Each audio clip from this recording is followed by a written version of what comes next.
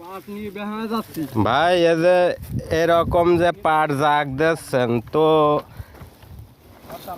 এরকম জাগ দিলে পরে কি হয়? এরকম পাট জাগ দিলে পরে পাটটা শক্ত থাকে আর পাটটা ফলন দেয় বেশি। আর পাতা কয় রাত পরে জারবেন? 5 রাত পরে ভাই। ও 5 রাত পরে পাতা জারলে সব পড়ে যাবে না? হ্যাঁ ইনশাআল্লাহ সবই পড়ে যাবে। ও তো তাহলে তো দারুণ পদ্ধতি। এরকম পাট জাগ দিলে পরে 5 রাত পরে পাতা পড়ে যাবে, তারপরে এখান থেকে পাট বোঝা। এই দানা হয়েছে ভাই, পাট আল্লাহ দেশে। এই পাট কিরকম বুনছিলেন আপনি? ভাই চাষ না দিয়ে বুনেছিলাম। চাষ না দিয়ে হ্যাঁ পেঁয়াজের ভিতরে বুনছিলেন? না, পেঁয়াজ তোলার পরে ভাই বুনিয়ে দিয়ে তার পানি দিয়ে দিয়েছিলাম।